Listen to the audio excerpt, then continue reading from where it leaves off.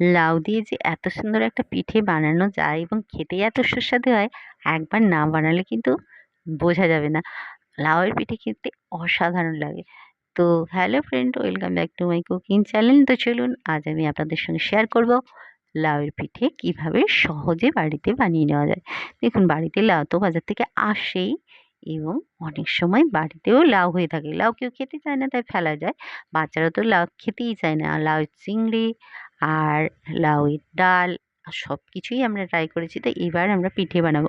অতি সহজ পদ্ধতি পিঠে বানানোর জন্য চাল ভিজিয়ে রেখেছিলাম। গোবিন্দভোগ চাল অবশ্যই নিয়েছিলাম, ওতে গন্ধটা খুব সুন্দর হয়। আর নিয়েছি লাউটা কেটে নিয়ে সেদ্ধ করে নিয়েছি। তারপর দুটোকে ব্যাটার বানিয়ে নিয়েছি মিক্সিতে ভালো করে পেস্ট করে। এবার একটা পাত্রে আমি নিয়ে নিয়েছি ওই লাউয়ের ব্যাটারটা আর চালের ব্যাটারটা। তারপর একসঙ্গে ভালো করে মিক্সড করে নিয়ে এর মধ্যে দিয়ে দিয়েছে কালো জিরে, পরিমাণ মতো লবণ। ব্যাস, আর কিছুই লাগবে না। এটাই ব্যাটার তৈরি। এবার এবার একটা ওভেনে তাওয়া বসিয়ে দেবো। তাওয়াতে এই লাউয়ের পিঠেটা হবে সরু চাকলি পিঠে যেমন হয়, আমরা মুখ সামলি বানাই ওই রকম। তারপর তাওয়াটা গরম হয়ে যেতে অয়েল ব্রাশ করে দিতে হবে। অয়েল ব্রাশ করার পর এক হাতা করে ওপর থেকে দিয়ে ভালো করে ঘুরিয়ে নিতে হবে। পুরো তাওয়া ঘুরিয়ে নেওয়ার পর রেডি হয়ে যাবে লাউয়ের পিঠে। এইভাবে আমি ঘুরিয়ে নিয়েছি। আমার কাছে অন্য কিছু ছিল না, তাই আমি একটা পাতা দিয়ে ভালো করে ঘুরিয়ে নিলাম। ঘুরিয়ে নেওয়ার পর একটা ঢাকা দিয়ে দিতে হবে। ঢাকা দিলে ওপরে চাল চাল ভাবটা যেটা থাকবে সেটা সিদ্ধ হয়ে যাবে আর গন্ধটাও খুব মিষ্টি বেরোচ্ছে। এইভাবে তুলে নিলাম।